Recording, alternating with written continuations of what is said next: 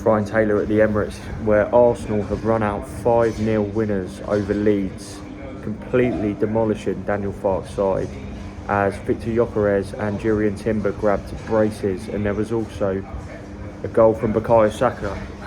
Big fly on me there. There was also a goal from Bukayo Saka, who limped off with a hamstring injury, which doesn't look too good. Martin Odegaard also went off with a shoulder problem after landing awkwardly, but Saka was holding his left hamstring, which is the opposite hamstring to the one that he, of course, injured and required surgery on last season. But we've just spoken to Mikel Arteta, and it doesn't sound too promising. I think he's a little bit apprehensive that, you know, there could be bad news and that they could be set for a spell on the sidelines. He said, so the injuries are the negatives of the day. Martin felt something in his shoulder when he landed. We don't know. We'll have to scan him tomorrow and understand it a bit better. And Bukayo, well, he was running with the ball, carrying the ball, wrestling with the defender. He felt something in his hamstring, so let's see. I think it's the other one. It's not the same one as the previous injury, but yeah, I mean, we've been 2 weeks and we've already lost Kai, Martin and Bukayo, so it tells you how well equipped you have to be in this league to manage and maintain the level you want. Pushed a bit further on Saka, he said, I don't know, he felt something while sprinted, so that's never a good sign. We'll have to wait till tomorrow, speak to the doctors as well and understand better what he does. But he's had these injuries before and he knows the exact feeling of that, so let's wait. So that is a major concern. There was also a separate quote from Arteta in an interview with television, and he said, for Bukayo to come off, for sure, it looks something that is significant. So that is a big, major worry for Arsenal, particularly so early into the season. Of course, you know, you play so many games over the course of a campaign when you're going for as many trophies as possible. So Arsenal are probably going to have to manage that. But the good thing is they now have the depth they effectively probably won't miss Saka as much. Or Odegaard really, because they've got Ethan Nwaneri, Noni Madueke, Gabriel Martinelli was on the bench today, you've got Leandro Trossard, but Max Dowman, he's such a special player, and he became the second youngest player in Premier League history today. Only Ethan Nwaneri was younger when he made his Premier League debut, but honestly, he's incredible. I saw a tweet from someone which was brilliant saying, I think it said Max Dowman wasn't even alive when Andre Arshavin scored 4 goals at Anfield, which is a phenomenal stat. But the way he just has the confidence to drive at people, he won the penalty, which was converted by Victor Gyökeres in stoppage time, I believe. But he's so dangerous, he just wants to go at players, come inside on that left foot. He's the perfect sort of heir to Saka's throne, and if long term Arteta can find a way of bringing him and Saka into the same team, I think it's going to be absolutely lethal. The good thing about Arsenal, in my opinion, is that they don't concede many goals at all.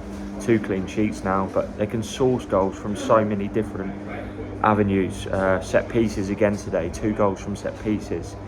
They score goals in transition, they can score goals down the flank, they can play neat football, they can bully you in the box from those set pieces, and I think that's such a great quality to have when you're defensively so strong. Again, not touched on it yet, but the signing of Eberechi Eze is also going to take Arsenal to attack to a new dimension. He was here today. There was a little bit of confusion ahead of the game whether he's going to be unveiled and whether it would be done in time in terms of all the documentation, paperwork that needs to be ratified. Obviously both clubs, Crystal Palace, who have secured a club record sale with a £67.5 million package deal, they also have to prepare their announcements. Arsenal have done a great video with Ian Wright, which was fantastic, but honestly, when he came out onto the pitch before the game, around about 10 minutes before kick-off, it was electric in here. It really lifted the mood, and I asked Mikel Arteta about that, whether he was involved in the decision to present him before the game. I said how it worked in Arsenal's favour because of that lift it gave people, and he said, I agree, but I was getting no news today on the phone, so I thought it wasn't happening. But at the last minute again, they managed to pull it off. So well done to everybody who was involved in that deal, because I think it started to create some flames, some fire in the stadium, and that was great to witness. But there's an absolutely extraordinary quote from Mikel Arteta to Be in Sports, in which he appeared to confirm that Eberechi Eze actually called him as opposed to the other way round before this blockbuster transfer was complete. So he was asked whether that was the case, saying, you know, was it true that Eze called you and then you went to the board to push through the deal?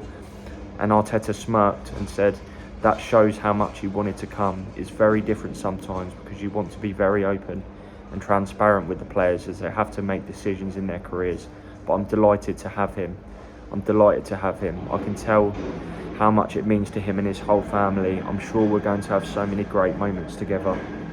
And there was such a nice touch when Eze came out onto the pitch, and the song that was played over the sound system was Let It All Work Out. And of course, Eze was released here when he was, I believe, 13 years old back in 2011. He's a boyhood Arsenal fan, so, you know, it was kind of like a goosebumps moment when he walked out. The crowd absolutely loved it, but it also shows his desperation to join the club. I think there was quite a lot of reports that were suggesting and intimating that Eze had given his approval to Spurs, but, you know, if it is true that he called Arteta to facilitate the transfer, then that's an extraordinary length to go to get this move, and obviously it has paid dividends because he's here now.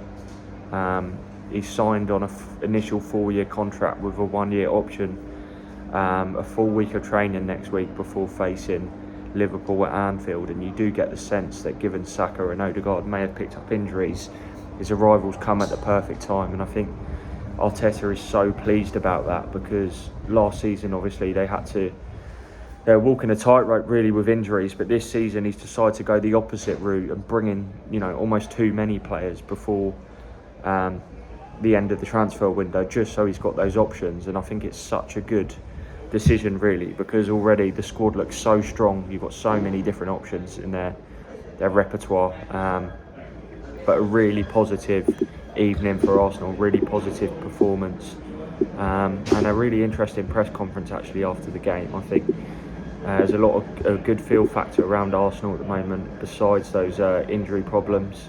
And I think fans are really looking forward to seeing Eze, and the fact Victor Gyökeres as well got off the mark with a brace on his first Premier League game at the Emirates is you know, a real exciting platform to build upon for him in the forthcoming weeks, although the international break does spoil things as always. But if you enjoyed the video, hit the like button, hit the subscribe button, and I'll be back again very soon.